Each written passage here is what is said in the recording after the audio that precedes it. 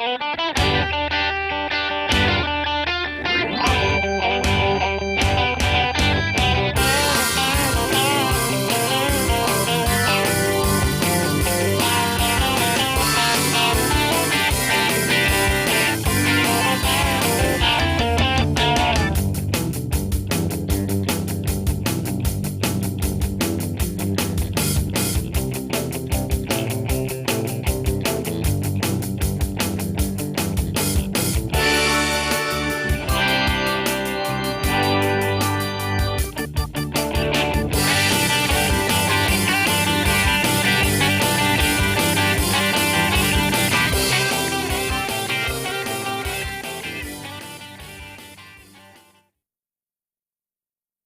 morning, everybody.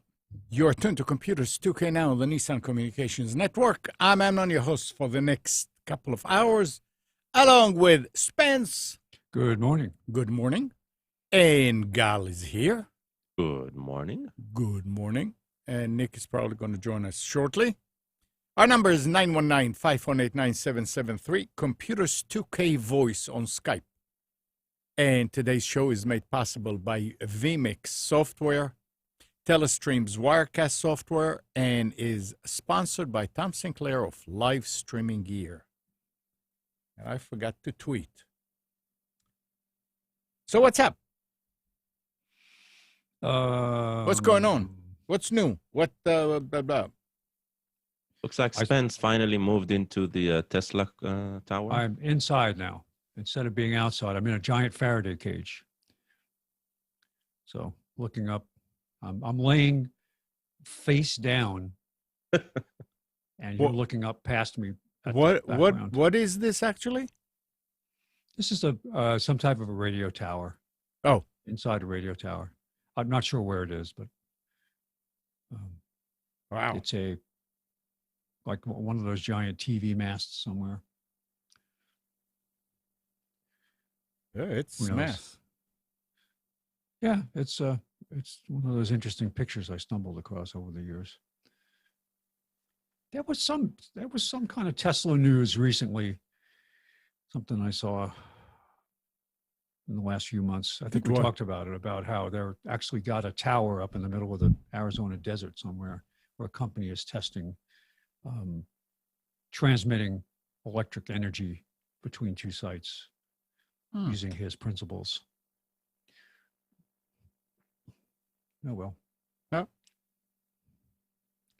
Other than that, I've been back to work pretty steady. Selling stuff I've just been holding on to for years, different things in the attic and all that. I've been just using Facebook Marketplace and selling things, which is a very good cleansing experience. And the Facebook app is working good for that? Yeah, it's okay. Is it better than Craigslist? Yes, because you got real time. Instead of getting text messages, you're getting Facebook messages. And people can ask you, and you can reply right back. And I had somebody come and buy a bike rack yesterday. It was really easy. Nice.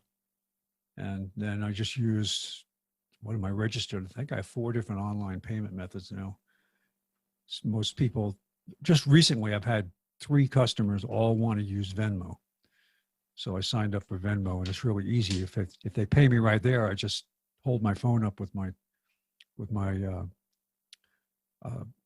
barcode. Yeah, with my barcode up, and they just scan it and send it to me, and I get it right there. I see it hit right away. So, morning, Nick. Hey, good morning. Yellow. How's it going?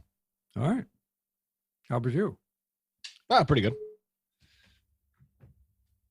So are you happy that you're going to have a lot more room for stuff? Yes. I lost track of time this morning. I was packing and I was listening to a podcast, and then I looked at the clock and I was like, oh my God, it's like 9:15.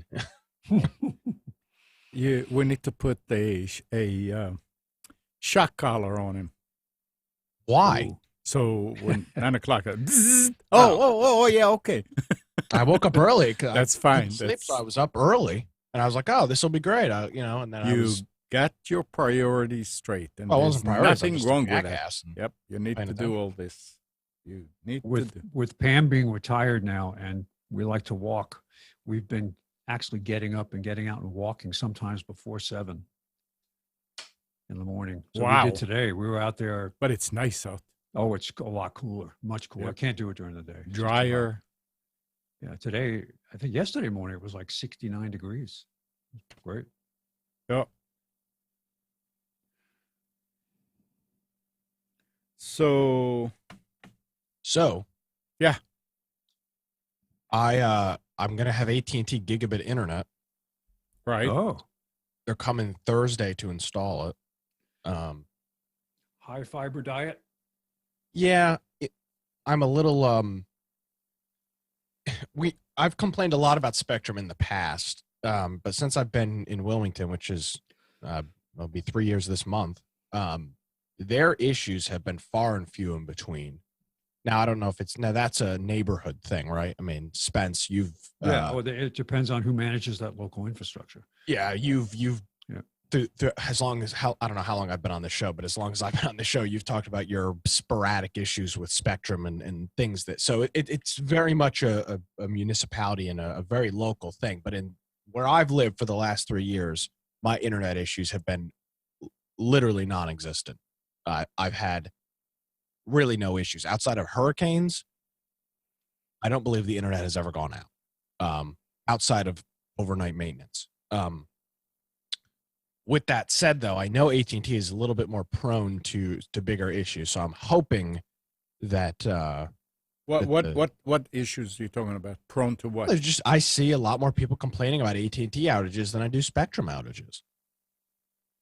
I'm in a bunch of Facebook groups locally, and I just see a lot more complaints about it. I don't So know. Our Spectrum went down. It goes down pretty often. AT&T Yeah. never did. I mean, never did except one time when it was a hurricane and the batteries went down. Yeah, but it's go very ahead. much a neighborhood thing. So my, Yeah. my hope is that AT&T is good in that neighborhood. If it's not, I'll just go switch back to Spectrum. I don't really need the gigabit speeds.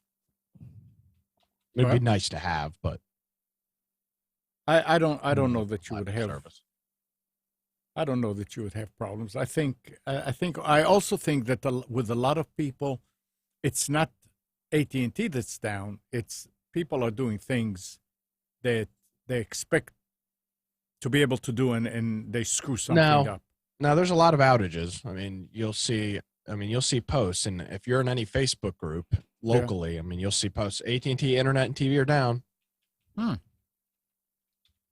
But again, it's very, very local. So I don't You know. just have to wait and see. Mhm, But at absolutely. least the nice thing is you have the option.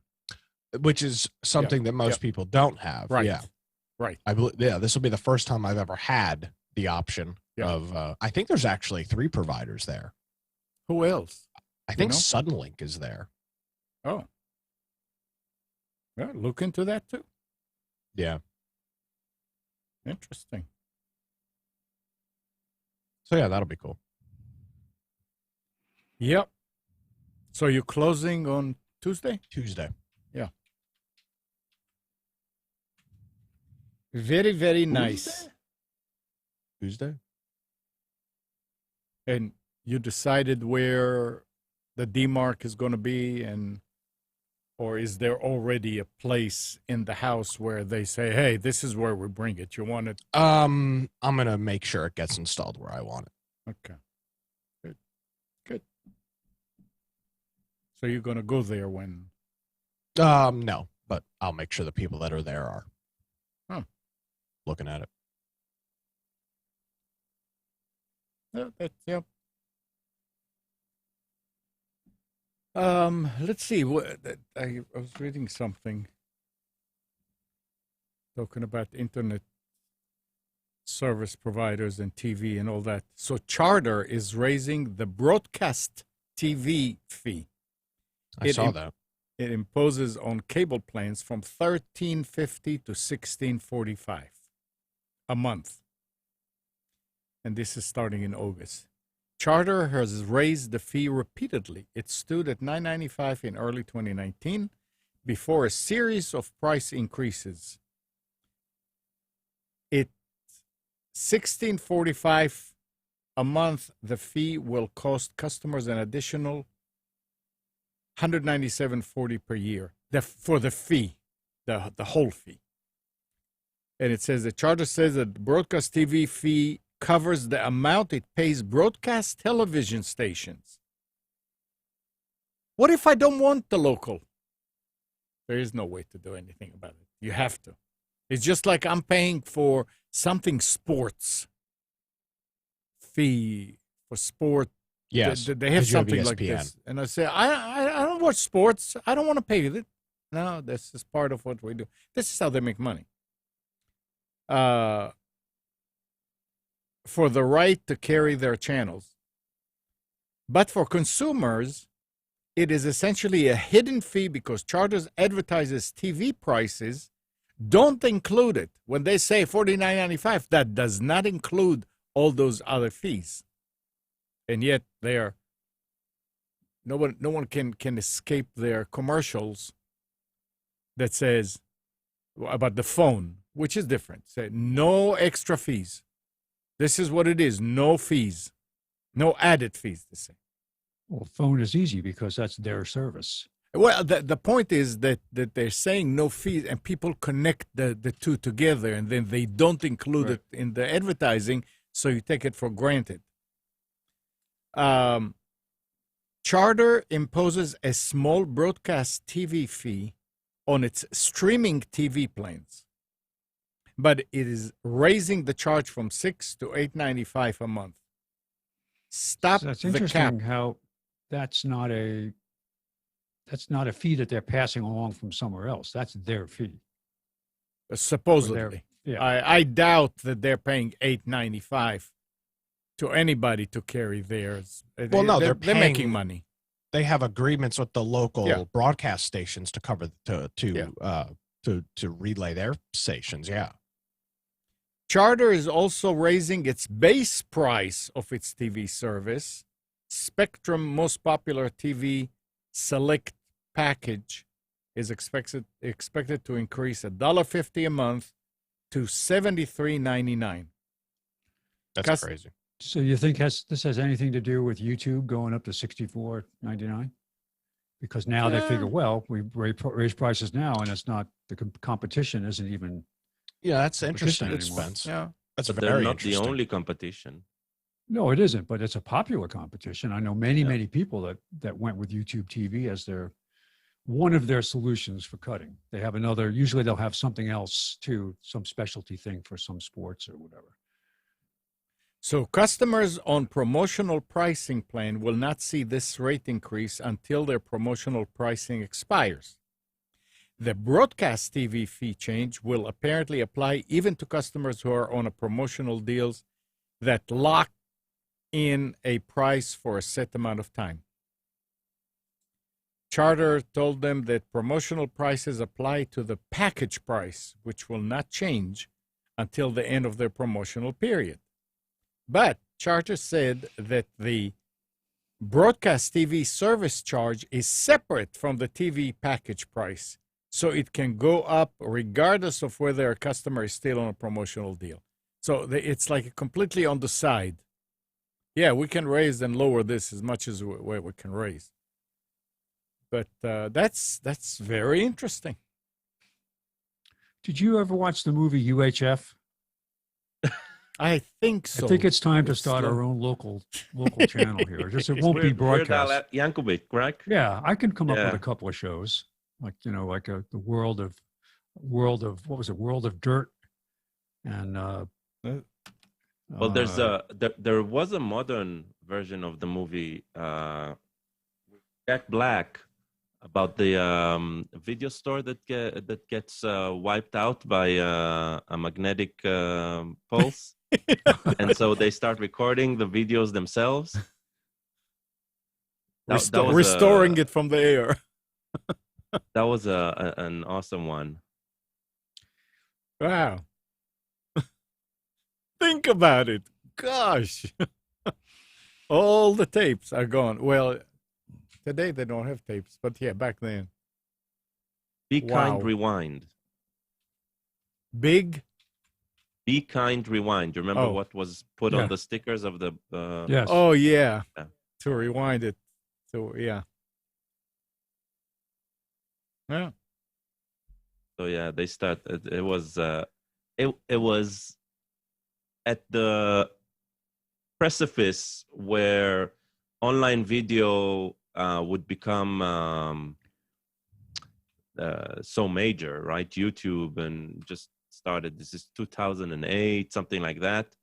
So bandwidth was just getting, broadband was just getting fully deployed, and that movie came in as a homage to videotapes, and it was like, if that movie would have come out a year later, it would be irrelevant. It was like, So instead of Stanley Spadowski's clubhouse, we can call it Amnon's clubhouse. But we could still have the wheel of fish. give it a name. That was good. Yeah. Give it a name. Yeah, Spence will do an hourly yo-yo training Monday That's through it. Friday. Actually, I actually have a yo-yo. There you go. It lights up. Uncle Spence's yo-yo Yep. every night. for an hour. Yep. Yo-yo. Yep, there you go. We can have the morning view of the bird feeder. That'll be a Actually, that would actually be great. live that- bird it's like- feeder. You know what that reminds me of? That reminds me of like what these sports channels do when they simulcast the radio show. That's essentially what they're doing. They just put a camera in the studio. And it's the cheapest content you can find. Yeah.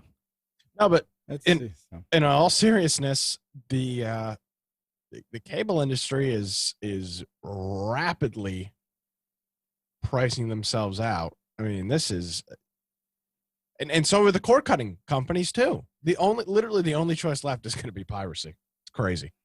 let's call them the live TV industry.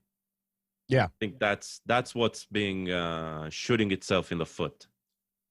Well, the issue is no matter, and I know you guys talked about it last week with YouTube TV, but nobody, the problem is not the providers. The problem is the content producers, the cable channels, HDTV, Food Network, the companies that own those networks and own the broadcast rights. Those are the people that are charging the exorbitant rates that are forcing companies like YouTube and Google to raise the price of their service because they literally can't afford to provide it for any less. So, I mean, at a certain point, there needs to be a breakdown from those companies. Let's not agree on the they cannot afford.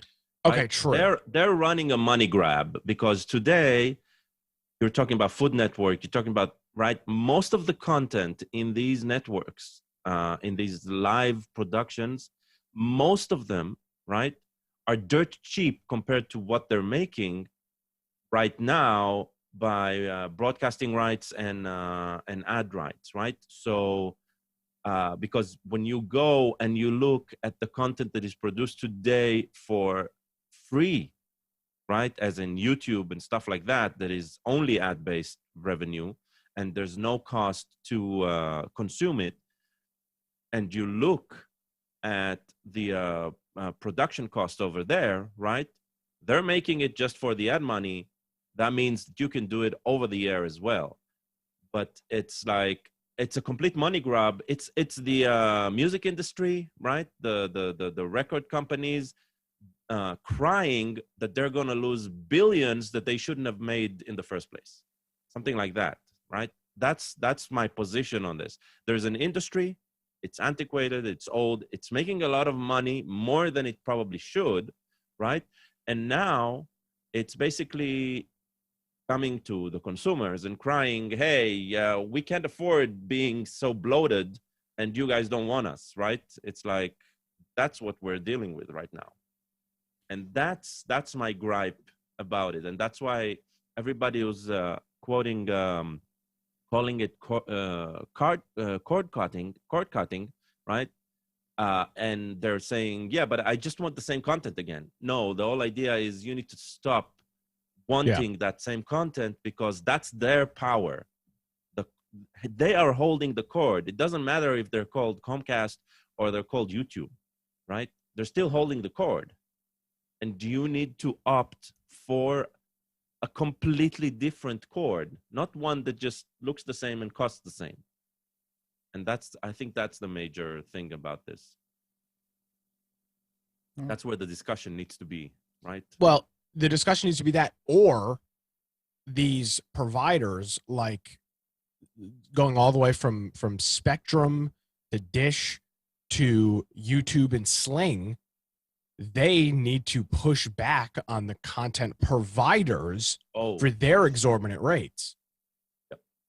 Because that, at the end of the day, that's what's going to end up making. And I know you're right, Gal. It is not cutting the cord when you switch from Spectrum to YouTube TV. I agree with you. But that's the only thing that's going to make these streaming services viable at any point, is if the content holders, the content producers, realize that. Well, I mean, they don't have to realize anything, but once they start seeing, because I mean, Spectrum and these other companies, they pay licensing fees based on active subscribers. So it's not like they're unaffected by people switching from AT&T or people switching from Spectrum. They are. It just takes a lot longer for them to see the effect. You'll see that stuff eventually, but I don't know if you're going to see it yet right away. No, I'm with you. Hold on a second. That's probably Whoever is on the line, you're gonna have to turn down your. Never mind. Can't deal with where's that. it coming from? Which Yeah, where did it come from? It's saying unknown. So Yeah, it was whoever was calling, probably a troll.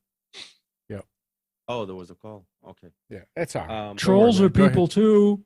Trolls are people too. Yeah, the term needs to be alternative content. And that's That happening, needs to be the right? new term. That's happening. That's what YouTube is doing. Yeah. I'm talking about the classic YouTube. That's what Mhm. Twitch does, right? BitChute. Yeah. I mean, that's what TikTok does, right? Yeah. That's alternative content, right? And that's happening, but how should I put it? It's like it's always something about, but I want to consume it exactly the same way I used to consume it. Yeah. Well, here's the thing. How old are you? I'm 44. Okay, you're 44. Your son, though, who is similar in age to me, he doesn't have that frame of reference of how I used to Definitely produce not. it. So this is gonna this scam that these cable companies are pulling will be good for the next 30 or 40 years until Totally. you stop paying for it, and then my generation doesn't care. I've lived 3 years without cable, and I could care less. Your historical context begins with the date of your birth, and then the moment you become aware of what capitalism is. Well, yeah, I mean, here's the thing. Now, let me be clear with this. I had cable growing up. I mean, I was born in '97, and I had cable from the day I was born. And I grew up on Nickelodeon and things like that. But since I've moved, I've had no interest in cable. Now, there are certain things I'm able to watch through the Spectrum TV app, but you would catch me dead spending $80 a month for a cable box. I mean, Cable was such a big deal when it came out by us that we literally would go to somebody's house and bring someone's color TV with us. So we could port like a small 17-inch color TV so we could watch a show on cable in color, because they didn't have a color TV. Or we went to watch, what was the first Olympics that were offered as a pay-per-view on cable? Do you remember? I don't. It was in the 80s. No, earlier than that, 84. probably the 70s. Sometime in the 70s. I remember going to my friend's house because the only place you could watch the Olympics was, they have like 4 dedicated channels on his cable. And I didn't have cable at home. We never had it when I lived in my parents' house. Wasn't it Los Angeles, 84? Might have been. 1980, was that? I mean, we were in Israel and we got it as a public TV, but I think it was they started multi-channeling around that era. So that was unusual because you could have like 5 channels that would broadcast real time straight through, where you could get all of the the events edited at the stuff same on time. regular TV. So going back to what we were talking about with that is, you know, the alternative media, right? The YouTube and whatnot. Once people my age and your son's age get, you know, graduate school, move out of their house, and don't buy cable, then that's when you'll really see the I think that's when you'll really see the panic per se. Because, for example, my parents, they're in their early 50s and late 40s. I don't foresee them ever canceling cable. They'll have it till the day they die. There's no reason for them to. The cost isn't anything that is super relevant. So I don't foresee them same thing with my grandparents. Why would they cancel cable? Yeah. No, they want to watch it. It's $70 a month. If they want to watch it, they'll pay for it. So that the cable companies are good with them, but with me, they're SOL. That's right. And one of the things, right, of trying to understand where this goes, and I said it in the past, just if in the past with these huge industries being when the music industry, right, got its boom in the 50s because of rock and roll and recording, they followed where the industry was making money because the industry was already established in sorts, right? But it was just, let's figure out what's popular. And the industry grew based on where people were going and paying. What changed with the internet, with the, I will call it the ridiculous easiness of distributing new content, right? Is you no longer, the future technology is basically follow the piracy, not follow the money, not follow what is making money now. If you want to know what is going to be the next trend, right, you follow piracy, and then you learn that whatever is the big, huge thing that the current industry is complaining about, that's the direction that everything is going in, right? And when you look at it, when Netflix started streaming, right, the main problem the movie industry was complaining about is people are going online to watch our content. And Netflix says, that's right. And that's what's going to happen eventually with TV. YouTube TV is just this, it's like the fax machine. It's like a hybrid that slows progress, right? It's like this archaic notion of, hey, we can use the web browser instead of a TV, but it's still a TV. It's still the same way we work with the content and everything. While they're already having, right, their own, they've already got the money-making platform of the future. They just haven't figured how to really make good money out of it, right? Because when they started YouTube TV, they were still losing money on YouTube. So it's eventually that's where we're going to see everything, right? Everything's going to look a lot more like YouTube than like YouTube TV. That's why I found it always a very interesting, how should I say, like a synchronicity that YouTube came up with YouTube TV. It's like the first thing that they shouldn't have done is that, but they went there.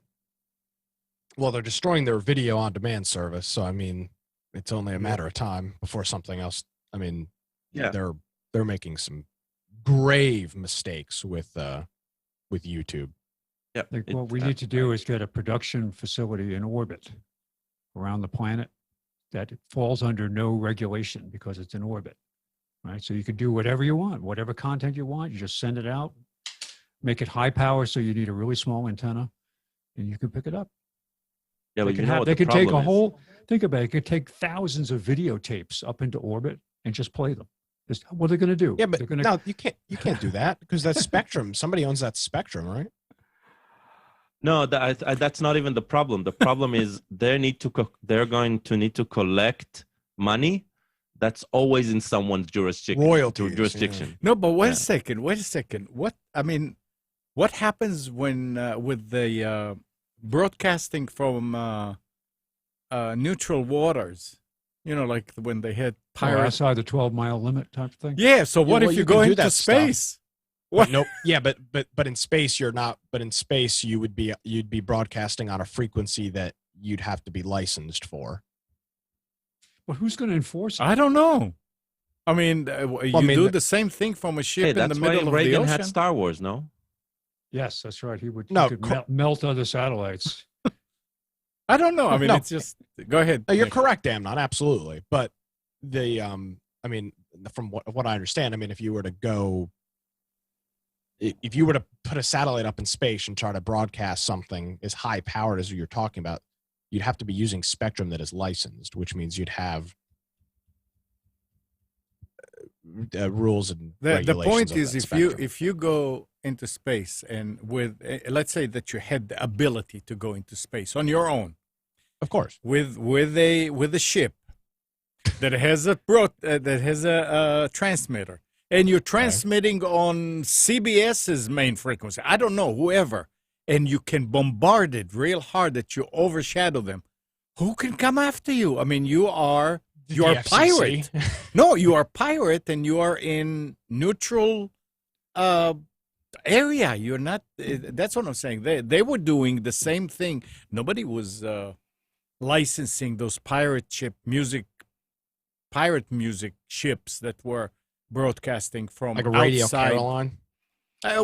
There were a few of them. The British version of it was the most Well, famous. They made the movie The about it. Amnon, Nick, funny what you're talking about. Mark this date, right? The 12th of July, 2020. That's when we conceived of this idea. In about 10 years, we'll get space pirates. So, what about Captain Midnight? What about Is anybody here familiar with Captain Midnight? No. It was a guy. This was in the late 80s. He was pissed that HBO raised their fees, their broadcast fees, to like $15 a month for HBO. So he hijacked their signal for about 6 minutes overnight and put up color bars and said, I'm not paying this fee, beware. And it was just a color bar screen, and he took over HBO. He hijacked HBO's signal for a couple minutes. It was in the middle of a movie, and it faded out into static. And then this guy he overloaded the transmission that HBO was putting up to the satellite with his own. He worked for a cable provider in Florida, I believe. So he overloaded the signal and took control. So he had to break in and get their encryption. Well, it was back in the mid 80s. There was no What Still, it was encrypted. I mean, it was. Well, it was encrypted, but he needed enough power to blow out HBO, and he worked Yeah. for a satellite or a cable provider in Florida, and he was able to obviously get access to that. I mean, he served some time in jail. I mean, it was a pretty serious offense. No. Well, Alan mentioned something in the chat that is exactly what we're talking about, right? IPTV providers that are operating outside of the United States and probably outside of jurisdiction where United States has some sort of agreement with, right? And that's the way these pirates are working with. I don't know if we mentioned it on the show, but we have looked at Apollo TV Group. Remember them? Yep. Right. Probably Chinese based IPTV, which they provide most of Anything local, that you wanted. U.S. Broadcasting, right? So it's the way that happens. That's the terrestrial version of Space Pirates via satellite, right? But eventually that probably happen as well. It will. It will. You remember the big stink they made when a guy from up in upstate New York, Nick, this is up in the Buffalo area, was intercepting the broadcast signals from Canada and rebroadcasting them into the United States of just regular broadcast TV. You mean with a mirror? I don't know how he did it, but he was doing it for a while. And at first they couldn't do anything about it because he was in Canada. But he was literally set up in Canada and was broadcasting into the United States. And they finally shut him down. I don't know how. Oh. But it was a big war over authorization at the time because it was between countries. Well, it's definitely not. It's definitely not a technology battle, right? Remember those guys? I think it was New York as well. They had like an online DVR solution based, and they claimed that each customer was getting their own antenna, and they had this array of miniature antennas, right? And by that they presumed that their customers were just using a remote device, right, that they were hosting, but they were doing everything that they could have done inside their homes. And they lost as well. They got shut down. So it's not a technology. The solution will not come from technology. It will come from legislation eventually. Not legislation, contract law, right? Something like that. They'll figure out a way of harnessing the stuff that these content providers are producing and just disseminate it differently.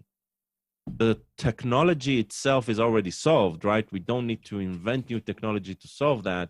It's just now the law needs to catch up and allow this new brave solutions to just start being used. And the more options there are out there, right? It's all about driving the price down for the consumer while keeping the content producers, keeping them fed, right? Giving them funds to operate, to work. But they probably, most of the content producers will need to lower their cost of And operation. they will. And they are doing it already. Yeah. Look at the amount of content in YouTube, right? These are, most of them, right, are just one-man operations. Yeah. I'm going to be a content provider. You are a content provider. Yeah, but I'm going to put, I'm going to start charging for stuff like this. Oh, wow. I'd pay good money for that. Well, now that you have finally a very good video system, you can. Yeah, that's it. You need it needs to sound like the Weather Channel from the 90s, or just, some smooth jazz. In the back. Now, on that, I'm going to get nailed. Well, I'm sure there's some. Go on SoundCloud, you can find something. I like that. I like that. That looks great. Yeah. You could do, and you honestly, you could turn that into a 24/7 camera on YouTube and probably make a bunch of money. Just saying. Amnon, take your surveillance cameras and just have them on a 15-second switch, just going around your property. That sounds like a terrible idea. Especially the one in the bathroom. Yeah, you don't want that one. No, that's flush. That's flush activated, right? Let's Jesus. Hold it. Let's see if this is somebody that we can talk to. Good morning. Amnon, it's Merle calling from the great state of Ohio. Hey, Merle. Is Ohio still in the United States? Ohio is the heart of the United States. So all right. Just going to throw that out there. All right. Hey, so I have a quick networking question. See what you guys think. Go ahead. Okay, so right now, as you probably know, and as my boy Nick knows, I use a Ubiquiti, or I guess that's how you say it, Ubiquiti WAP to connect to. And that actually interfaces to my cable company through a Linksys Smart Wi-Fi. Now I've got all the Wi-Fi turned off on that Linksys router, so I'm just really using it as a DHCP server. So I'm wanting to get rid of that because it's old. I don't need, some of the functionality that's in it. But so I'm looking at replacing it. And right now I'm looking at replacing that with the Ubiquiti Unified Security Gateway. I don't know if you guys know much about that USG or not. Yeah, I have one. Okay. So, I mean, I know it will do what I want it to do. And I believe it does some advanced firewall stuff, which I want it to do. But I'm just trying to see what your guys' opinion on that, because I don't want to replace that Linksys access point with another Wi-Fi access point, because I'm spending way too much money on a product I'm not using most of its features. What do you get from your ISP? What's coming in? What do you mean? The plug in the wall, right? What comes out of it? Is that an RJ45? Is that a network cable? And do you get a DHCP lease on that? It is RJ45 that I interface now with the Linksys router. And right now, again, that router is what I use as the DHCP server. So are you, you're probably getting a single IP from the provider. Correct. Yeah. So that'll work. You can replace it with anything. Yeah, as long as you get the DHCP server and some type of advanced firewall, and maybe some other goodies that you could put in place. I'm not sure what the Ubiquiti box does, but does it have session monitoring and things like that? Yeah, sort of. So you'll need the secure gateway. That is going to be your router. And you'll need to host either on a Raspberry Pi or buy from them the controller. You can also run it on your PC, but if you want 24/7 monitoring, then you'll need to have it running autonomously. Yeah, I currently run it on my PC now, but I plan on, because I think that's $100, right, for that dongle that they sell. Do you have a server that you run at home that is not your PC? I don't. Right now, the controller is running on my PC. Okay, so if you don't want to pay the $100 that they charge for it, just buy a Raspberry Pi and install it on it. Yeah. Is there any other product out there that would do the same thing? Because I'm not familiar with anything. I like Ubiquiti, but I just didn't know if there was something else out there that might be better. Let me ask all you this, the rest. Certainly not cheap if you want to get a commercially available, just turn it on and go product. Let me ask you this, Gal. Was he better off getting something like the Edge router, one of the Ubiquiti Edge routers, than the security gateway? What is the difference between those two, and why is the gateway better than the Edge router, which is like a $50 device? The main difference is managing the network as a whole. So it's more about how should I say? It's more about what type of experience you want for managing the network. When you're using the Unify line, which his access point is already part of that, and hooking it up with the secure gateway, you get a centralized control of the network as a logical component.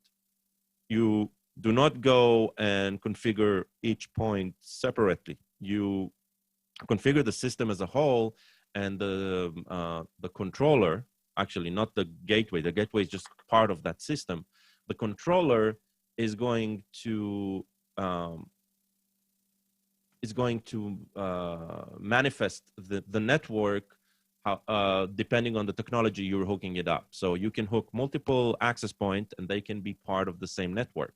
Or you can say, no, I want this access point being part of a separate network and this of another. So the networks themselves are a logical component, and the physical components of this network are managed in a separate layer. So it depends That's what on Unify gives it. it depends on the sophistication of the APs that you have as to whether they can do virtual LANs, whether they can have multiple SSIDs connected, whether they have bridging between networks and all that stuff. Well, yes and no. They can still be very, very sophisticated, but then you need to configure each component by its own. Individually. You can't do it at Individually. global But change. here you're configuring the network and you say, just hook this in, hook this up. This is part of it. This is part of it. So it's all about how you want to manage it.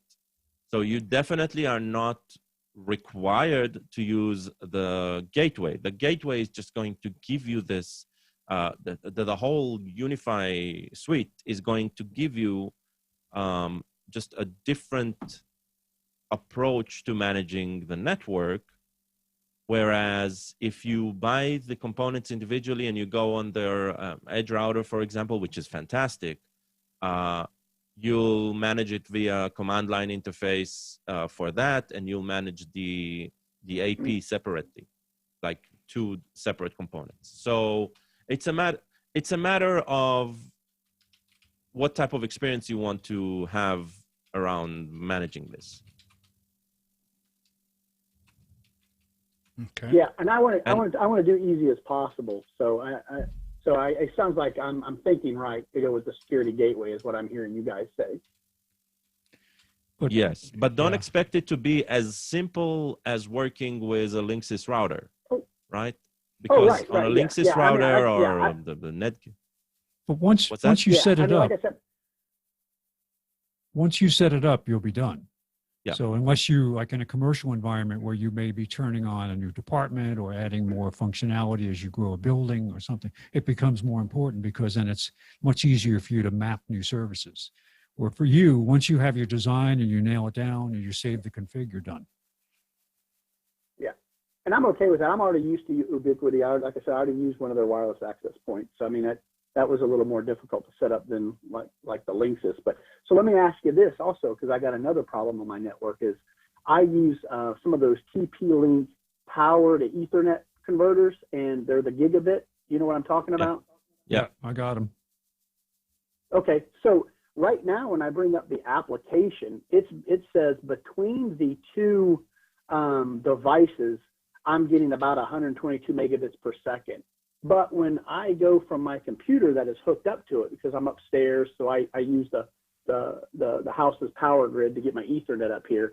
When I do a speed test from that computer, I only get about 40 megabit down, and I do get the whole 20 up. I mean, I would expect to get better connectivity based on the information I'm getting from those TP-Link power line converters. Am I missing something?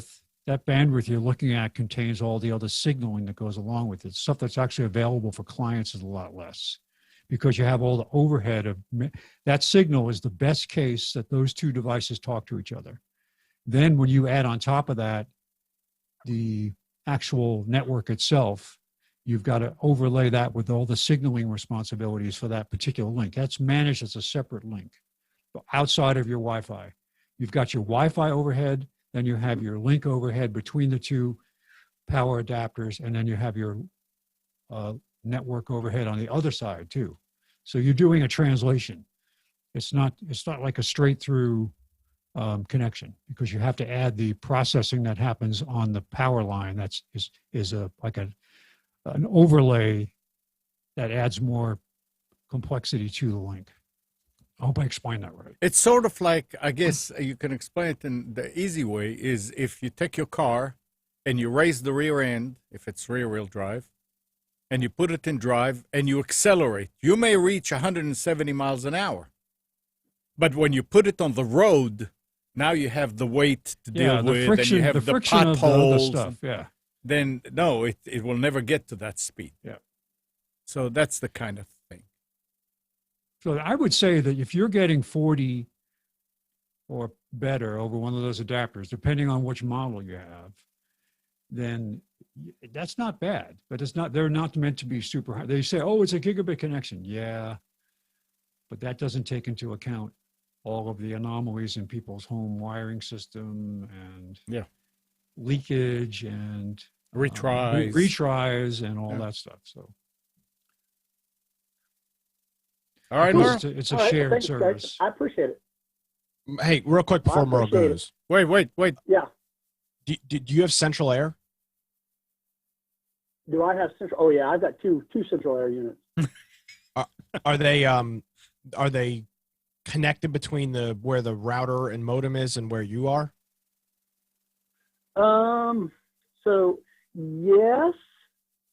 I'm looking around because it comes out of the floor in this Air room. returns are They your best are- friends. Right. I don't have any air returns in this room that I can see.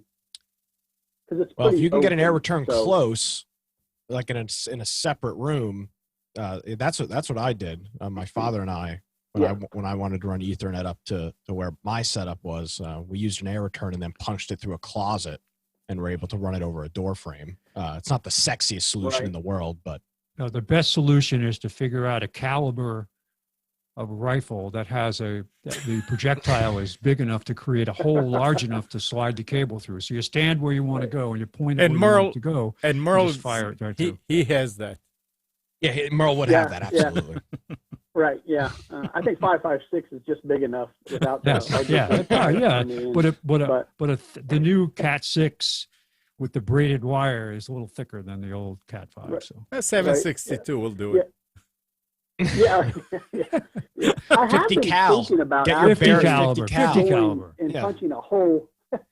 I have been thinking about punching a hole from the, and going to the outside and then running it, down to the basement Yeah. and coming back in. What kind of siding do you I have? just didn't. I'm sorry. What kind of siding do you have on your house? It's cedar siding, so it's Cedar, fairly- it's okay. easy 'Cause if to- it was to drill vinyl- through. If you had vinyl siding, it's really easy to hide cables in it. Yeah. Yeah. You can snap right it into now the they J just channel. and- pack it up under the lip of the Yeah. board. So All right. cool. All right, guys. I appreciate it. I would Thanks, loan Merle. you a tool I have, but it'd be too hard to ship to you. I have a 6-foot long bendable drill bit that you can All right, use. oh. You cut a hole at an outlet level, and you can stick it down into the space in the wall, and it will drill through to the crawl space or basement. And you put it through, and it's got at the end of the tip, there's actually a hole that you can hook a wire through and attach the cable. So And when pull you it pull the back. thing back out again, it pulls the cable up. Wow. Yeah. Yeah, that's a good idea, actually, because I'm almost directly over where all my cables basically come Then through just what we'll put- call the pop. Drill the floor. Yeah. Yeah, that might be a solution. And I've got one of those drill bits. It's not 6 feet, it's about 3 feet. So I might have to Yeah, think mine about is. that. I have a especially long one. I bought it at. I have a 4-foot one and I have a 6-foot. Yeah, I mean that. All right, 'cause size doesn't matter. I don't know why we're having to do such a comparison. 4, 6, 3. It doesn't matter, guys. The question is, can it get the hole drilled and can it get the problem solved? That's the important part. Right. All right. Yeah. Cool. All right, guys. Thanks, man. I appreciate your input. All right. Good Talk luck. to you later, Merle. See you guys. All right. Really? One of my best tools from the wiring days is I forget what kind. It's something stick, but it comes in a package. It's about 2 feet long, and it's 5 extensions, fiberglass extensions with a hook on the end for putting cable. Like you're working with a raised ceiling, and you want to push it over to the next opening without like throwing weight. Oh, that is such a pain in the ass. Oh. Oh my God. I knew people that used remote control cars Oh, that's a great drive. idea. to drive around inside the suspended ceiling, like with big tires, and they would just drive it over to, instead of opening it up every 4 feet. Yeah. Wow. Open it up like a Yeah. jackass every 4 Yeah. feet, throw Yeah. the cable, miss it completely, man. Yeah. pull it back. Ugh, what a disaster. Drones. Talking about Oh, going yeah, over. and those little spaces between the ceiling and the. My best The experience drop ceiling. was working in an old car. Amnon, do you remember the Sir Walter Chevrolet, the old downtown dealership? Yeah. It's gone now. They Yeah. tore it down. But when they moved to their new location, that building was available, and I worked for a guy that was opening a new motorcycle dealership there, and I was wiring. the Oh, I building. remember that. Yeah. Yeah. So it was, opening the ceiling to move cables along. And I opened the ceiling and I stuck my head up inside like right like this. And what did I see but the skeleton of a rat right in front of my face. And I almost fell off the ladder. It was just one of those things. Perfectly white, completely bare rat skeleton. Jesus. I would assume you quit the job, right? No, I kept doing it. After I calmed down, I took a picture of it. I thought it was cool. Yeah. It just was not realizing it would be there. That was fun. I'm going to ask Gal a question, Amnon, and then we can do specials. If Yeah, that's go ahead. all right. All right. Gal, something to think about while specials is going on. Some sort of whole house Bluetooth speaker system where all the speakers are together. I think I already know the solution, but I'm not positive. We'll talk about it after specials, though. Spencer, are you ready There's for? got to be something. Yeah, I'm ready. I'm ready to go. I think you shot yourself on the foot when you said Bluetooth. It doesn't have to be Bluetooth, but nevertheless, some sort of whole house speaker system that's wireless that I don't want to have to mount stuff. They make the laser-based one. No, it's easy actually. Okay, we'll talk about it. We'll talk about it. We'll talk okay. about it. Talk about it after the specials. Not cheap, but it's easy. Oh, Jesus. All right. All right. That's So nice. welcome to Computers 2K Now Specials. It's already July 12th. And Wow. we're still in the asylum. And the asylum keeps getting weirder and weirder, right? But so Walmart before the pandemic, no hoods, sunglasses, or masks. They need to check your receipt when you leave and check the contents of your card as you go out the door. After the pandemic, we must be masked like a felon. You take your shit and go and don't care whether you pay for it or not. So have you seen this? They have a face mask bingo now that you can play. They have and The they'll hanger, shit that's on- Joe Biden. Oh gosh, it's hysterical. Looking at some of the solutions here, but there's 9 different ways. The schnoz, the sideways, the feed bag, the neck warmer, the chin strap, the hanger, the hostage, and the wad it up in your pocket. Oh, well. That's the last one I always take. Yes. So if a mask works, why 6 feet? If 6 feet works, then why a mask? If both work, then why a lockdown? Okay. And did you see Mitt Romney doing his birthday cake? Yeah, you look like a stupid jackass. He did it because you took it up each individual candle and he used his finger to extinguish it instead of blowing on Yeah, the well, cake. are you surprised, Spence? No, but you could have gotten a fan or something, right? That would just blow air on it. Didn't have to blow on it from his I mean, mouth. He's not known Just- to be a smart I know. individual. It's just, it was the politically correct thing to do, right? Of course. I wish he would have Okay. burned himself, but never mind. So Fire extinguisher. I took a couple of different freedoms today, and I used several sources to go out and just look for deals. And Extreme Tech is a website I've been following now for many, many, many years. It goes way back. Never controversial, but they do have good deals. They do have technology stories.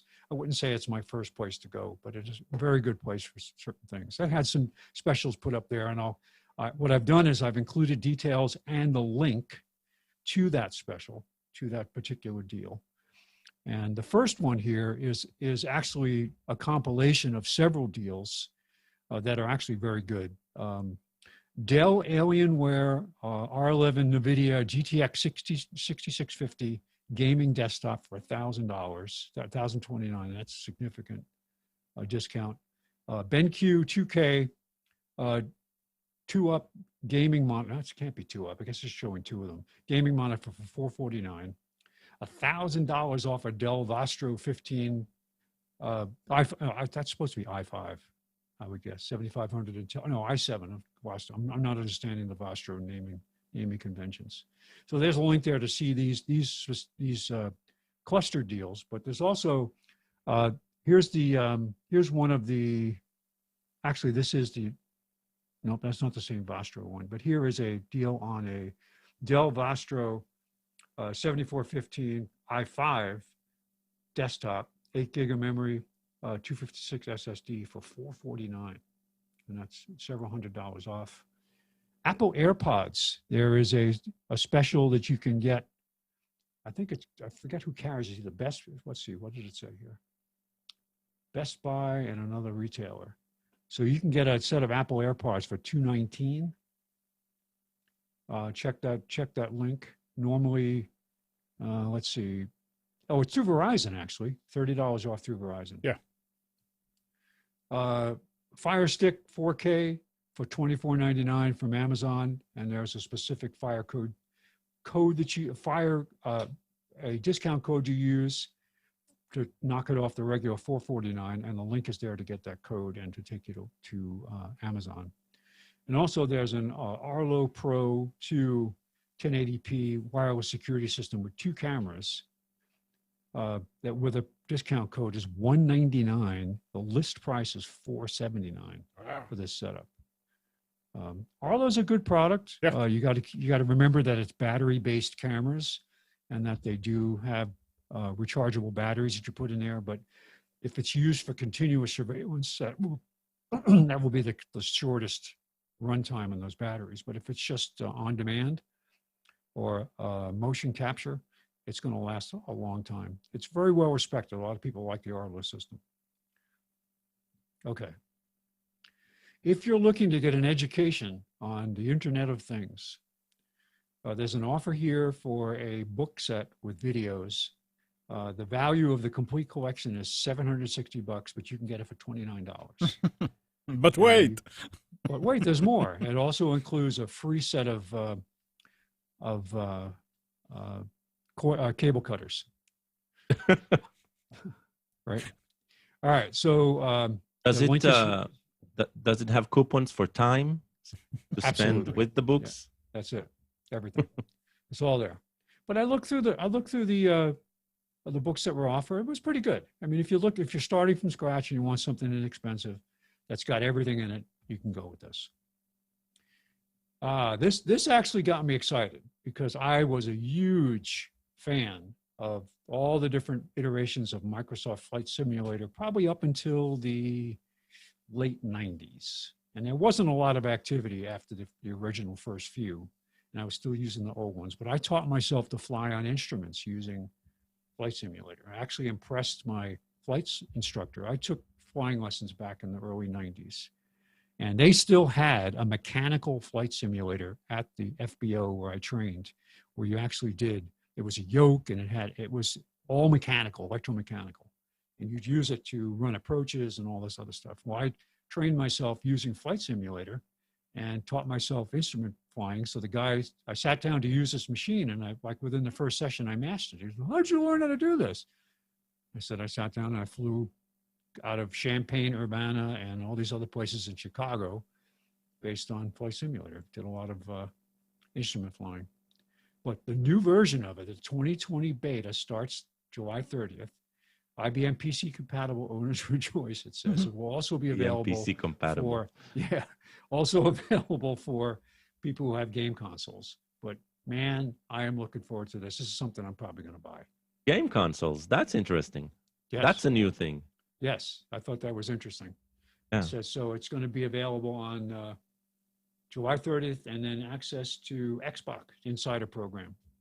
So very cool. It was, and there's lots of flight simulators out there today. You can get some for free. Yeah. But Amnon, Right. your nephew, he has like a complete flight simulator gear back at home. Yeah. And this is like, it's built for this. It's like, I have my setup. I had the yoke, and I had the foot pedals. But I still have them. But the problem is they don't run on USB. They run on a PC game controller, COM port or parallel port or something. So it was a proprietary parallel interface that you put into the computer, and I think I still have them in a box up in the attic. I should really get rid of it. I do have a joystick, a flight stick that will work on USB. If I don't know if the drivers are still good anymore. Years ago, I had a neighbor over here who was a guest on one of the first shows that we did. He's a pilot for American, and at home he had the yoke and he had the pedals, and we talk every now and then. He called last week. And he said that his son moved into the house to work from home, went downstairs and figured that he can turn the computer that he's using for he still has flight simulator. He said he can use that to work for work. And he says, Amnon, but this is not what you remember. Now I have the chair. I mean, it is just like sitting in the cockpit. Everything. Awesome. Everything. I So said, it yeah, has well, just tell him. multiple monitors. I mean, he says that it is just like sitting in the plane. And I said, yes, so Wow. tell him to watch out for the G's every time that he.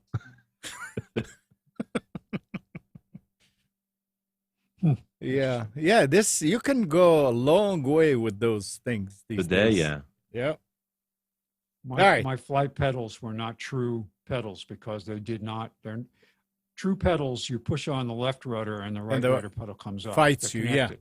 Yeah. This was individual pedals, so it was really hard to coordinate flying because they did make versions of it that were connected. I just bought the cheap set, but the yoke was very, very good because it was actually, you could trim it out and it had the throttle built in and a bunch of other stuff that made Yeah. I mean, it was very realistic. I was talking to him and I said, so are you still working, John? And he said, no, I mean, I'm still being paid, but we're not flying. So the last time I was on a plane was sometime in February or something like that.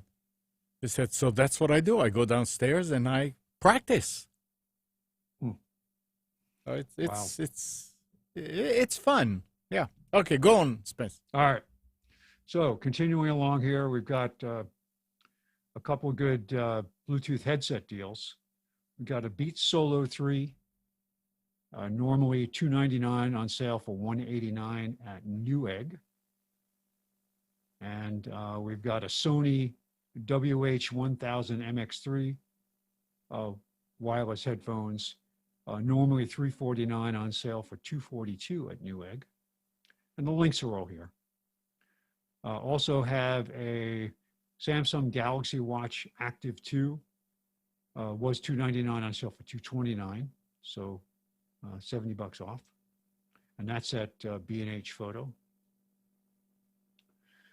Eero's 3-pack mesh Wi-Fi routers are down to $170 at Best Buy. And I don't know what the regular, I did look at the ad to see what the regular price was. I apologize, I don't know. A 3-pack? A 3-pack can go to $300. Yeah, so this is a good deal at Amazon. Best Buy and Amazon, so check out the link. It is July 8th is when this was published. So hopefully they're still in stock if that's what you want to go with. But yeah, it's a good system. Good system. And I also came across Lenovo is putting up some incredible deals. Apparently their supply chain is caught up again and they're trying to move stuff out. But they've got some really good deals on Lenovo's here. And one of them I'll zoom in on in a minute. But they've got a Lenovo X390 i5 for $749, list price $1369. They've got an IdeaPad S940 i7. It's a 14-inch for $949. Regular price is $1799. This is the one we're going to talk about, is the ThinkCentre M90N Nano. We'll talk about that in a minute. Lenovo ThinkBook 14 quad-core i5 for $699. Regular price is $1189. And finally, a ThinkPad X280 quad-core i5 for $769. Normal price $2,079. So why is it that, does Apple still have only dual-core i5s in their laptops? I don't know. Because that was a big deal for a while. How other manufacturers were producing quad-core i5 in a mobile processor, but Apple was still kind of stuck with the dual cores. I don't remember. I haven't used one in so long. My old MacBook was a dual core. It certainly wasn't an i5. All right, that was the first aluminum body MacBook. So that's to give you an idea how old it was. All right, so finally, zooming in on this, I almost bought this morning, and then I thought about it. I said, do I really need this? This is the ThinkCentre M90N. This is their micro stuff. I've used a bunch of the 600 series with some customers. This is actually smaller than that. The 600 series is, it's similar in size. The 600 series is a metal case, where this is not a metal case. This looks like a docking station. But this is actually a Core i5 quad-core processor, Windows 10 Pro 64, 8 gig of memory, a 512 SSD. It says integrate Intel UHD 620 graphics. I didn't spend a lot of time looking at the graphics. Built wireless, and it comes with a keyboard. It comes with Bluetooth, AC, wireless 802.11, and it comes with HDMI, USB 3, DisplayPort, and a couple of high-speed USB ports.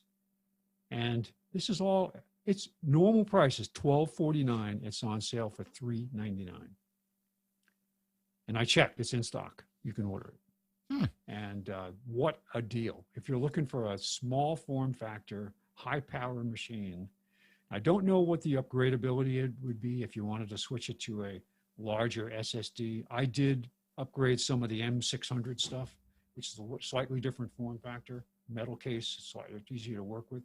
But I did go ahead and replace the spinning drives with SSDs with absolutely no problem with the Lenovo machines. One of the issues with Lenovo I had, and this is true with other manufacturers, is that when you're upgrading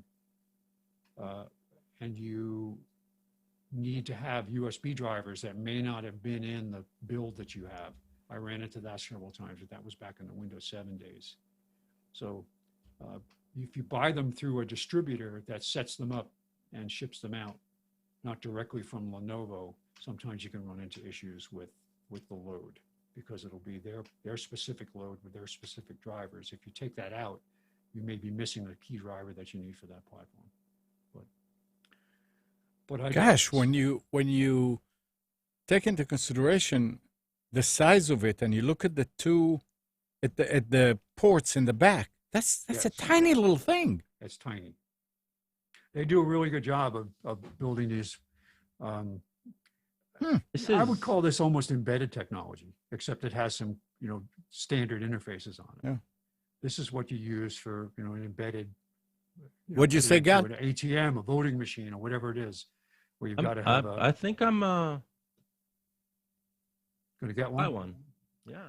Yeah, I mean, So my wife is currently using a very old laptop, probably 6-7 years old laptop. It's decent. It's working. It's running Windows 10, but it's a 17-inch laptop. It's a huge thing, and it's basically hooked up to a monitor and keyboard, and she uses it as a desktop, right? And this for $400, Yeah. it's replacing that. I think the only thing here, so the memory is soldered. That means probably no expansion on memory at all. Come on, what does she need more than 8? No, but 8 I think is enough. That's the thing. And yeah, you get Windows 10 Pro with it, right? Yeah. So this is 8th generation i5. Right. That means it's a quad, right? It's a quad with yes. 8 threads. Yep. This is like, Oh no, it's a 4 cores, 8 threads. Yes. Yeah, that's what. Yeah. And it goes to 3.9, like 4 gigahertz with turbo boost. impressive. Yes. Yeah, I'm Why the fire sale though? I think that they're just trying to come back from having severe shortages with supply chain. They were literally ran out of product. You went to their website and nothing was available. China is trying to put enough of those devices in American hands before the elections. Yeah. Oh, have you been following some of the? You're listening to 5G, too much InfoWars. the TikTok question now and the 5G stuff, and they're getting their clocks cleaned in a lot of ways if they go through with a lot of stuff that's proposed. Yeah. Yeah, they're trying to stop the removal of the 5G stuff for as long as possible. Hey, Gal, you can Stuff that's pay. already been put in. You can pay $100 every 2 weeks. That's what it says. Pay later. Yeah, I see that. Oh, I don't appreciate you attacking InfoWars, by the way. What? And I don't appreciate not Gal attacking attacking InfoWars. I'm not attacking InfoWars. I'm making sure what the source of the material he is providing. I'm wearing my InfoWars hat. I don't know if you can see that. This is we have excellent story. We have excellent sources. No problem. No problem. I'm just saying. I've been wearing it all show. Welcome back. All right. I have been noticing that links disappear. On some of the Twitter people that I follow, they'll post something within 2 hours, the link is gone. And I've turned into an archivist, Spence. If I see something I like, I am downloading it. I'm using. I found a program. I'll send you a link to it. It's an HTML. It's a page grabber, not like an archive.is. It downloads it locally. Because stuff is just getting wiped off the internet. It is the most bizarre thing in the world. I noticed also that I am suddenly following people that I didn't follow, who I don't know. Yeah. I Same not with me. follow. Yeah. And I have to go keep going back in. I'm saying, well, I haven't seen anything from this person. And then I might see it because somebody else I follow, retweets it. And I'm like, wait a second, why didn't I get this directly? I'm going to post a link to this software. It's called HT Track Website Copier. It obviously has some issues with databases, but I've had some marginally good success with it, and it'll download the full contents of a web page. Are you on Parler? I am on Parler, yes. Yeah, I'm on there too. I just don't go there enough. Yeah. So it's a cool website. If you're looking for something to download some web pages, it's a cool way to do it, and you can store it locally. This little Lenovo machine might be a good server to set up for it. There you go. Oh, by the way, my home networking backup solution, I've been very successfully using that 8 terabyte Seagate that I plugged into my new TP-Link. As a network drive backup. And I've been running like 3 different backup scenarios, 3 different programs for my main machines. I either use Acronis, I use, what was the other one? Backupper. Aomi Backupper, and Microsoft's own backup. So cool. All of them across the network, no problem. I can't use my old Western Digital software because it looks only for Western Digital drives and will not use. It won't go across the network unless it's a cloud drive. It'll go to a locally attached drive if it's a Western Digital, but it's useless now. Oh, well. Oh, well. Can't win them all, Spence. No, well, but I'm backed up. Yeah. All right, so the new lightwave and royalty-free AVIF image format is coming to web browsers. Work is almost complete on adding AVIF support to Google Chrome and Mozilla Firefox. The new image format is considered one of the lightest and most optimized image compression formats and has already gained praise from companies such as Netflix, which considers it superior to existing image formats such as JPEG and PNG, and even the newer WebP. Now, the acronym of AVIF stands for AV1 Image File Format. So, AV1 Image File Format. As its name hints, AVIF is based on AV1, which is a video codec that was developed in 2015 following a collaboration between Google, Cisco, and XIPH.org, XIPH, who also works with Mozilla. At the time, the three decided to pull their, isn't that nice? To pull their respective in-house video codecs, VPX, Thor, and Dala, to create a new one that they plan to offer as an open source and royalty-free alternative to all the commercial video codecs that have that had fragmented and clogged the video streaming markets in the late 2000s and early 2010s. Nice. There'll be something that they can add and don't have to pay money for, huh? There you go. AVIF. When is Nissan Communications going to be streaming in AVIF format? Well, I was wondering when vMix is going to adapt it. Well, the biggest problem you're going to have with this is like when will Adobe put it into Photoshop as a right compression format. Yep. So cool. You mind if I switch topics, Amy? No, absolutely. All right, Mr. Gall. So I'm going to be a proud homeowner here this week, and it's not too big of a house, but I'd like to be able to have a situation where I can have a couple of different speakers, not mounted, not mounted in a ceiling or anything, but a device that plugs into the wall, that I could have music playing in multiple rooms at the same time. I think I already have the best solution, but I'm curious on what your thoughts are. Nick, the easiest solution is to just have one single really big speaker and play it so loud you can hear it in every room. See, that's exactly what I'm trying to. Back to the Future, the first scene. Yes, that speaker. Yeah, that's what I'm trying to not do is blow out. I think I'm realistically thinking maybe 3 total. But I'm curious on what your thoughts are, Gall, and anybody okay, so else. First of all, where are you playing music from? So my phone would be the ideal preference, but if I have to hook it up to some sort of AV receiver, that's not the end of the world. Okay, and on your phone, where are you playing music from? What it would probably be Spotify and or a podcasting app.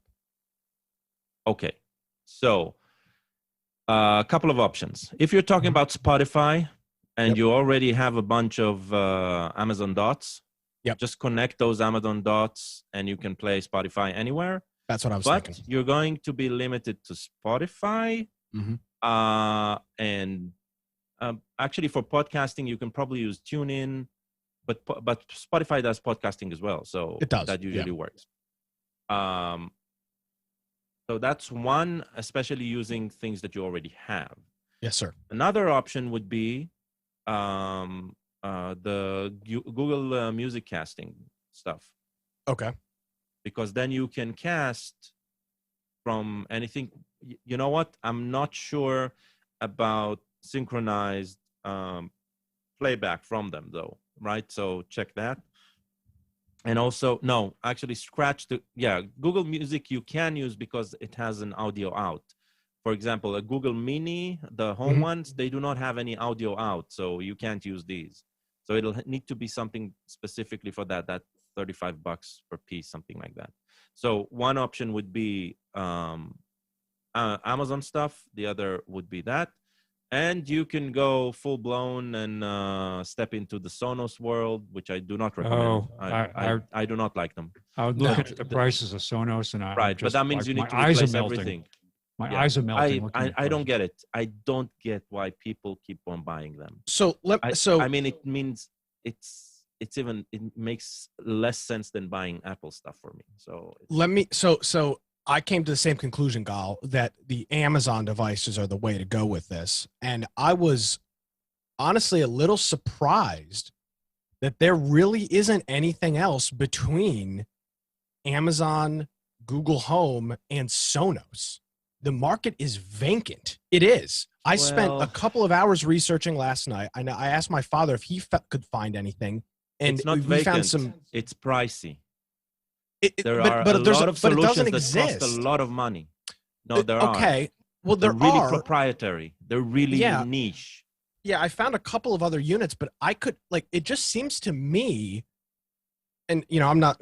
Maybe this is a business opportunity. I'm just kind of spitballing here, so take this for what it's worth. But imagine a little home receiver, right? A little guy, nothing crazy. That is your hub. You have some sort of Zigbee speakers or Bluetooth speakers that connect back to this center AV console, and that is your media share device. I couldn't find it. I found some devices that were like that, but you had to obviously physically wire speakers, which I'm not interested in. I just was a little shocked that in the world I'll explain of it. It's really simple. Okay, let's hear it. I don't understand. What you're describing, the market for that is for audiophiles only. Because Is it though? because anybody else is just content with playing whatever they can inside the room they are. Hooking up, whether via Bluetooth or it's because it's already there, it's rather cheap, and the solutions are there. If you want, look at a standard home, right? If you have multiple rooms, the main reason for the multiple rooms is because you have multiple occupants in the house and they do not want to listen to the same music all over the house. So you either want it for businesses that, you know, need to play music in the background, right? And for that, you hire some company, they hook up something for you and you do not do it on your own. Or, right, audiophiles who really want their high fidelity collection being available everywhere and to their own liking, and then you go usually to the wired solutions. And that's why it's not an interesting market. There's not a lot of people who are willing to shell out cash. Even you're looking for a very, very simplified solution for you, right? Something that won't cost you too much. And yeah, that's how it goes. By the way, I'm not even sure that the Google Mini, sorry, not the Google Mini, the Echo Dots are going to be the solution. Need to check it with plugged in speakers if they do multi-room. So Yeah, they will. Because they'll do it on the physical device. So if you plug in a speaker, I don't see why it wouldn't. I don't see why it wouldn't. Yeah. Could there be a synchronization? Right? An issue with delay? So with Bluetooth, for example, you can connect the dot with Bluetooth output to some speaker, right? But then multi-room won't work. Correct. You have to plug cuts something out, in and that makes sense because of latency, possible latency issues. But the physical one, I'm just not sure. I think I have one, and I'm pretty sure I couldn't get that working with a physical one. But I also have a first generation dot, so I need to check what's possible. So let me tell you what I was a little surprised with as well, Gal. All right, so you can go to any store and pick up those little Bluetooth speakers, right? The little independent Bluetooth speakers. Yeah, the other thing I was looking for that I think I may have found, but not really, is why is somebody not making those Bluetooth speakers that have mesh capabilities? They're not that expensive. No, the problem is latency with Bluetooth. Bluetooth is really, really, really, really. You could use Zigbee for internal communication, or a private 2.4 gigahertz network, or something where a back channel where those things talk. But right, but you're why is there no starting mesh to make speakers? a very complex system, right? A Zigbee component and a Bluetooth component, and yeah. I'd spend $100 if I could get a speaker for $100. If I could get individual speakers for $100 and put them around my house, and they would back channel talk to each other. And if I said, okay, I'm gonna connect my phone to the one in the living room, and then it's going to play on the one in the bedroom, the one in the garage, and the one in the office, I would spend $300 or $400 on a system for those things to be connected. I just don't see that they exist anywhere. They do not. That's crazy to me. But right, you can. The problem with Bluetooth is really short. Yeah, it is. Yeah, short range, right? And that's why it's not a good solution. That's why casting, right, by Google actually is the best solution, but they do not, other than that music casting dongle, they do not have anything that connects with an audio out. Yeah. Right? And so you might go investing that, because that would probably be the easiest solution. That actually works, right? Yeah. But again, I've got Google ecosystem. I'm wondering about one thing about this. talk about the TP-Link power over, Ethernet over power lines, right? Mhm. This is like a Cat5 running from one room to the other, I would think. I don't know.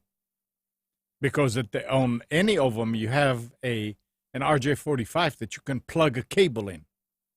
The virtual I'm Cat5, wondering, what? a virtual Cat5. Yeah, I'm wondering if you can actually plug from one side, take the first pair of wires and plug it into an output like of a dot, and on the other side, put Ethernet and take the first pair and plug it into a speaker. I wonder if it will still play, and it will be sort of like wirelessly, but Mhm. I don't know No, that it's because possible. you're losing the Ethernet. You don't care about the Ethernet at that point. I'm talking about Yeah, but so the way the power net, I think it's called, work, right, is they are specific for networking. Okay. It's not just a wire with voltage that they are passing, okay. right? And when you want analog details, you need voltage to be transmitted. And so no, that Okay. they're looking I for was specific just- signaling. Yeah. All right. So, like, I was thinking, create your own solution somehow, but I guess not. Yeah, I mean, there's a couple of other solutions I found. Vizio makes a device that's called the SmartCast. I believe it runs Google's Home Assistant. I know, Gal, obviously you said there's not a huge market for it, but in the world of Bluetooth and Wi-Fi connected toasters and bread machines, I was a little surprised that there was really nothing between Sonos and there essentially was three solutions available: Home Assistants, Sonos, which are ridiculously outrageous and have shit tier support, and full on like home theater wiring, speakers into each other. That was just a little surprising to me. Yeah, Gal, why is it like that? I don't understand. Why is it like that? The quality of the sound on a phone now is so good Yeah. for casual use that unless you're serious about it. Yeah. And I'm serious. I have old Echo Dots that I plug into better speakers when I use them around the house because the new sound quality is better, but not. So, Nick, terrific. you want to be able to control that audio from any room that you'll be in. I'm not even worried about controlling it from any room. I just want a cheap setup for me to be able to have multiple things playing at the same time. I'm not looking for different sources or anything like that. I just want to be able to be wireless, huh? Because you don't want to run cable. No, I don't. I think that's a waste of time. The solution is, Nick, you buy one of those $80 UPS backup devices. You put it in a backpack. You wear that. You have the Echo Dot and a set of Bluetooth speakers plugged into it, and you walk around the house. It just follows you around. I could do that. Now, I know that Anker makes a device called the Flare 2, and those are you can link 100 of those speakers together. 100? That's the limit. You can link 100 of them together. Yeah. And they connect. So they mesh together? Yeah, they do. The only thing with these is they're meant to be portable, and I'm not sure what I want to leave them. 12 I want to hour leave them playtime. plugged in. Like these are going to be. So maybe I need to get these Anker Flare 2s because these connect. I don't know what the range is. I'm at the site now. It says 12-hour playtime. Not more than 30 feet, right? If they're Bluetooth. Yeah, but maybe they each one Or if you set up a mesh with them. Yeah, so it says that the Bluetooth range is 10 meters, which is what? 30 feet. 30 feet. 30 feet. Yeah. Yeah, but I mean, they may act as relays for the next but one. see, I don't know. Gal's right. That's the problem with Bluetooth. That's not.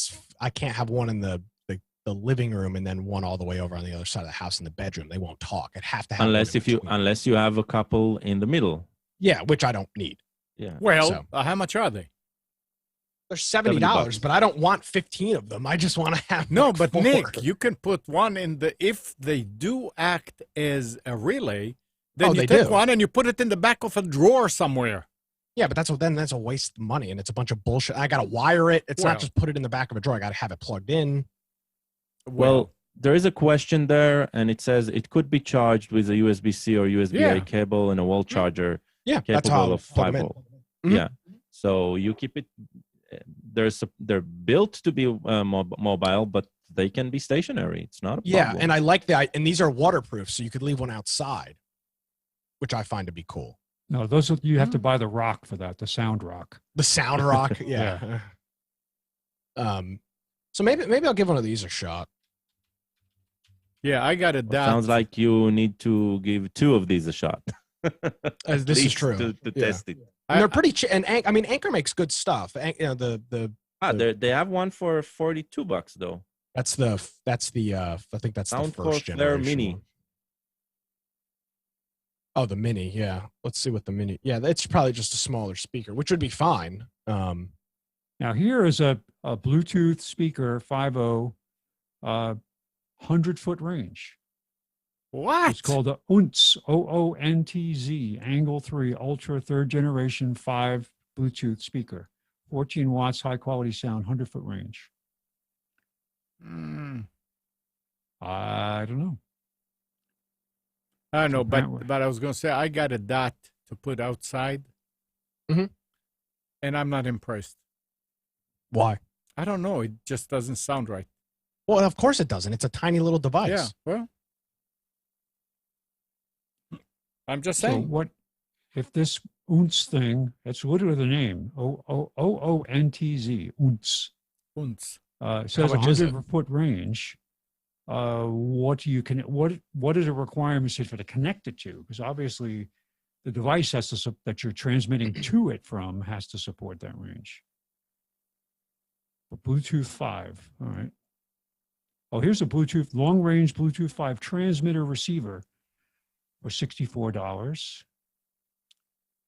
Let's see what it says here. So if the endpoint is a Bluetooth 5, you can get up to 100 milliamp long-range Bluetooth 5.0 receiver transmitter. So I'm just going to read off of an Amazon review for this Anchor device. It says the Bluetooth connectivity is great, and so I can use the speaker in the shower while my Samsung phone is in the bedroom, separated by 2 wooden walls about 30 feet.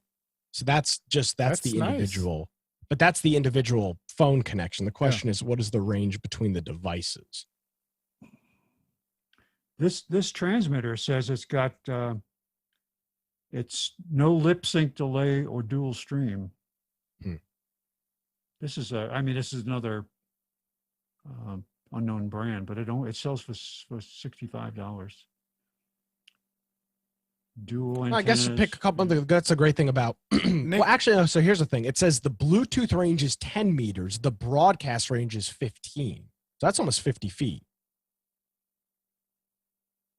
Nick, do you have central air? I do. With a I don't wanna speaker run inside the ducts. Yeah, but I don't want to run cable. That's the thing. No, It's like- no. You didn't hear what I said. Put a speaker in the duct so it'll come out in every room. I mean, that actually is an interesting idea. Except when the air is running and you No. hear the Yeah. sound. So yeah, I was just a little. I was just a little surprised that there just doesn't seem to be there's not even a consumer market. It appears. I mean, the Sonos setups you're dropping $1,000 at least. Well, it looks like Anchor is seeing an opportunity here. Possibly, But, but the problem is, as you said, God, Bluetooth. Like, it would be cool if these things were Wi-Fi and they would sync via Wi-Fi. But Then their they're- range is unlimited. but they're Bluetooth and they're mesh. The moment you add mesh to the fact, look, in the living room, you put it on a wall that is closer to the bedroom and on the bedroom, right? And It's so true. you get inside. But by the way, they have a large speaker for $150 I as see well. that. Yeah, so it's interesting. I'll pick a couple of these up and see what happens. I still have an old 900 megahertz stereo wireless have speaker a- system. They have a night clock, a bedside clock speaker. Now that's a good idea, Spence. Now, okay, no, seriously. Okay, here's actually the solution. RF. Yes, get one of those little like half a watt FM transmitters, and then Yeah. just use a bunch of radios. That's probably the best solution. FM reduces the audio fidelity, though, right? It would be marginal. You have a limited bandwidth there. Correct. But then your solution is super cheap because you can hook anything into the transmitter you want. Then you could hook an AV receiver into it. Well, for $200, Anchor has a sound bar. You hook it up to the TV via HDMI, but it's part of the sound core. So that's cool. So you have this big thing in the living room, and you hook up the. You know what? You might have found a rather. I mean, the prices are right here. They're not. Yeah, Sonos. absolutely. They make sense. Have you looked at Wi-Fi radios? No. There's let's see, what's the one I'm looking at here? CC Wi-Fi. It connects over Wi-Fi and it tunes into, let's see, how does it tune in? Radio station aggregator, Wi-Fi. Oh, yeah, I mean, I've got one of those. I have a Grace digital unit, but they're individual speakers. But what happens with Wi-Fi if one speaker is had a little glitch and it has to do a retry, and now it's going to be out of sync with the other know one? how that Not works. if it's managed correctly. I mean, it can do it UDP like. But it depends on the technology. Yeah, well, so I'm curious if anybody's got any other thoughts. Send me a message on Twitter or something, like, or get in touch with Amnon. And I'm curious. I was very surprised that this market was so empty. Maybe you can get some bandwidth from the Navy for the ELF system, extreme low frequency. You would get 1 bit every second. Maybe I should get a shortwave broadcast receiver, Spence. That's it. You're in radio. You're in radio. Low Just power, set 2 up, meter. set up a transmitter like you were saying, and Seriously. and little bitty low power FM receivers on the speakers, and there you go. CC Wi-Fi 2 by Crane. Oh, Crane makes good stuff. Yeah. Interesting stuff. Well, I'll keep everybody up to date, but it's interesting market. So do you all remember last week we talked about Apple not shipping chargers? Yes. Well, days after it was rumored that Apple might not ship a charger with its next iPhone, Samsung is copying that too.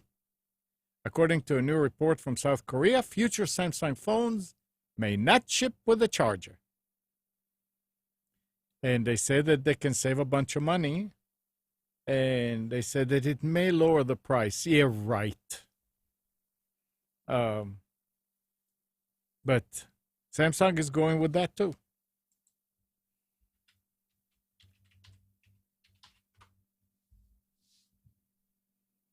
If it will lower the prices of the chargers, the original ones, Yeah.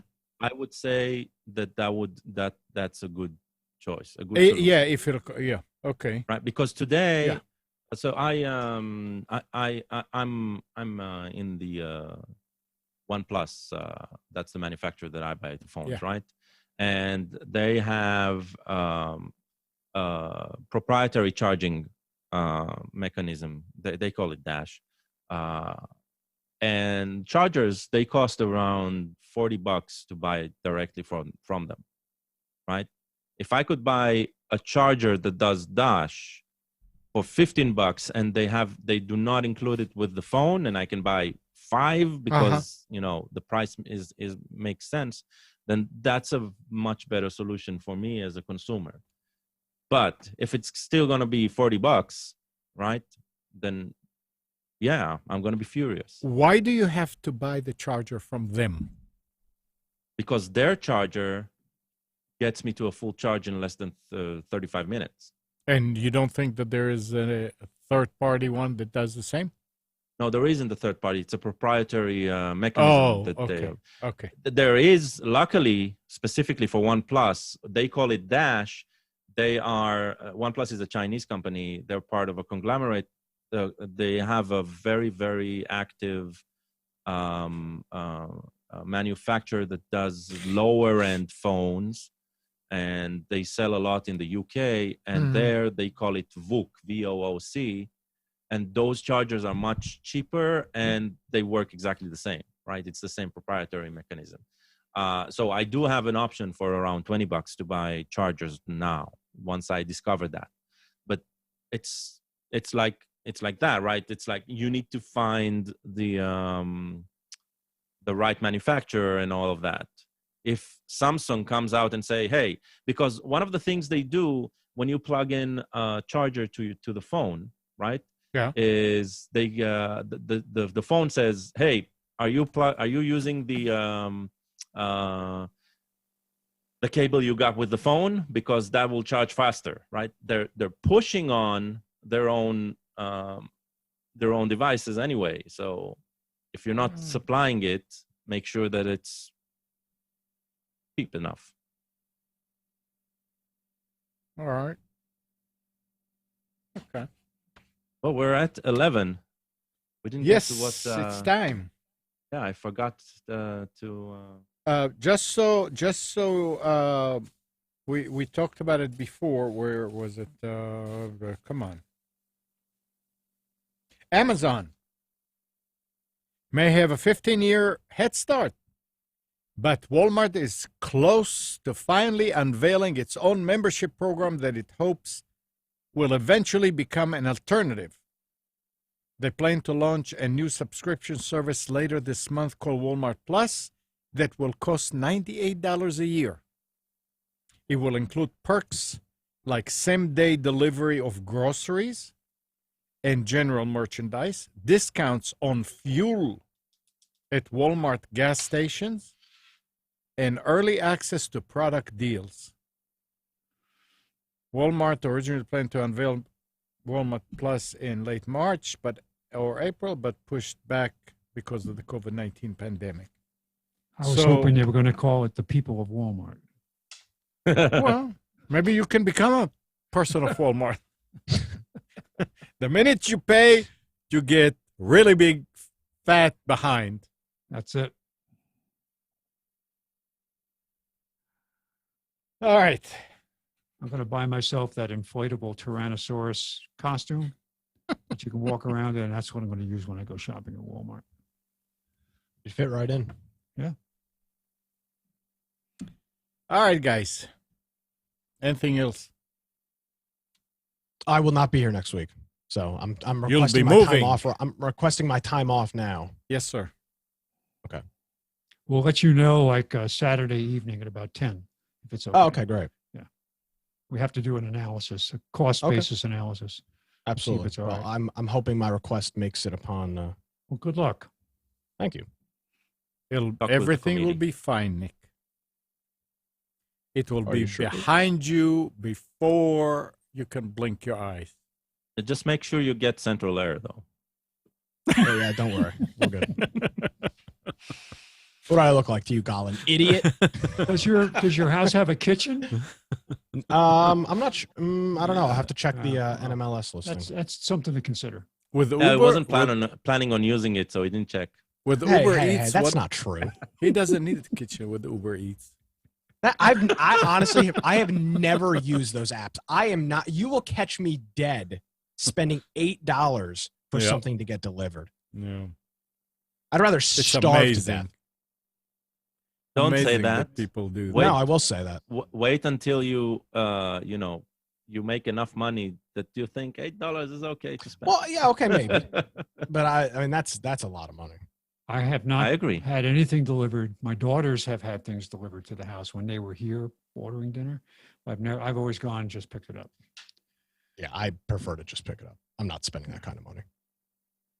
John is saying, Nick, if you need boxes, check Free Cycle. Free is that- Cycle. Yeah, I've been using the ABC store as my my box service. Nice Yeah, but you aroma. can't put a quilt in an ABC store box. Oh, I don't know. I've got some huge. Well, that's true. I'm not putting a quilt in a box anyway. I don't have a quilt, but I do have some nice big Jameson and Jack Daniels boxes I've been packing with. So, unfortunately, nothing left in any of them. Be careful. Don't hold those boxes on the back of an open pickup because ATF may stop you and say, "Where are you taking these?" This is true. Yeah, you know, ATF with their cars that are driving around. Yeah. All right. So we're done. Thanks, Nick. Thanks, Gal. Oh, what was that, Gal? What happened there? Uh-oh. Yeah, I don't know. I just want to say bye. My granddaughter calls. Oh, okay. All right. Bye. Bye. Bye. Thanks, Spence. And good morning, Kathy, Hannah, Nabil, Mac, Norm, Katie and Donna, Dina, Arlette. Thanks, everybody, for tuning to Computers 2K Now. We hope you enjoyed and maybe learned something from our time together. Remember to practice safe computing. Back up your hard drive, update your virus scanner. We'll be back here next Sunday at 9, but you can always reach us at computers2know.com. Tonight at 7, Nick hosts Against the Norm at www.atnshow.com. ATN is Against the Norm. atnshow.com. And if you're in Wilmington, you can watch him, you can listen to him on 106.7 Big Talker FM. See you next week.